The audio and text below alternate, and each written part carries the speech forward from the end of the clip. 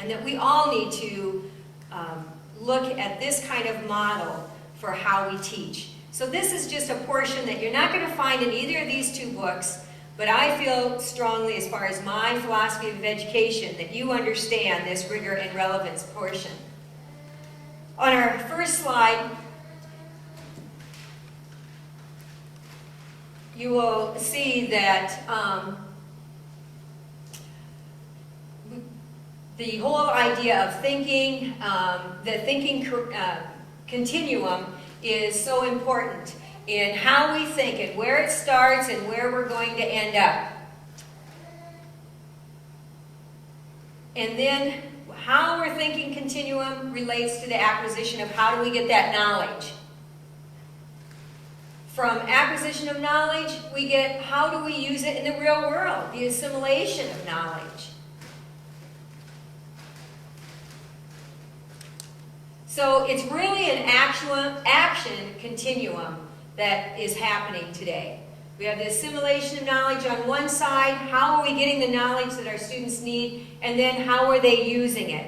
So this is the rigor, is the assimilation, and the rigor is, the relevance is the acquisition of the knowledge.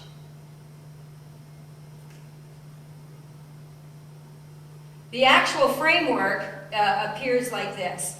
This is something old. You should have got it in your educational psychology when you in your undergrad classes.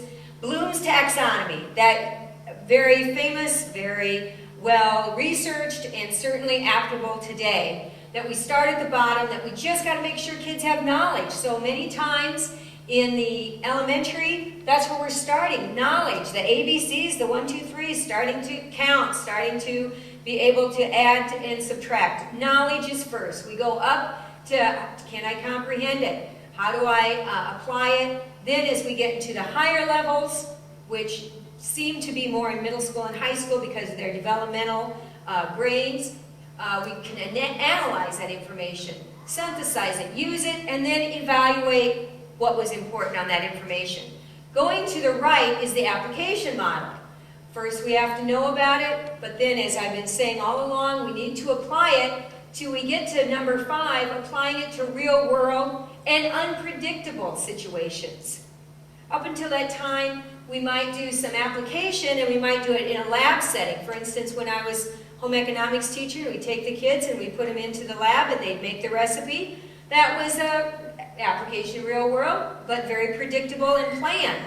But if I would have taken it one step further and had a restaurant with those students, that would take it to real world, unpredictable situations. And that's where we want educators to go, is to get to that adaptation, letter D, when it's appropriate. There's no way we can get to letter D if we don't first acquisition the information, if we don't first assimilate it and have them be able to practice it. So worksheets and homework is still very important. But then with letter B, we need to give them a chance to apply that knowledge so that we as instructors know that they have gained that knowledge. But for kids today, it is about relevance. And they are no longer going to just accept from the teacher that you just need to know this.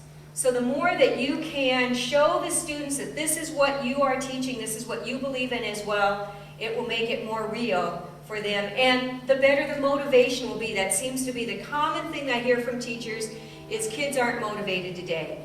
We need to take a look at this model to make sure that we are giving students the kinds of rigor and relevance that will make our teaching better, and that will raise test scores, and certainly won't your principals and superintendents be happy about that. But that's only 2 parts of it. That's the rigor, the relevance. But the third R is relationship. If there's one gift that I would love for you to remember and know, is your students still need you. And how you can get to know them through a relationship and vice versa. We certainly don't have to lay out all our dirty laundry. They don't need to know everything about us. But giving them parts of us that they will make us real to them is important. And plus, how often have we taken the time to know who they are? So through this course, you're going to explore possibilities of learning styles, of birth order, of how to know how they're thinking, so that you can better get to that adaptation part of our model. And those are important parts. That relationship part was so important to me. That's why I wanted you to see me, hear me, and know my passion for this classroom. I'll see you online.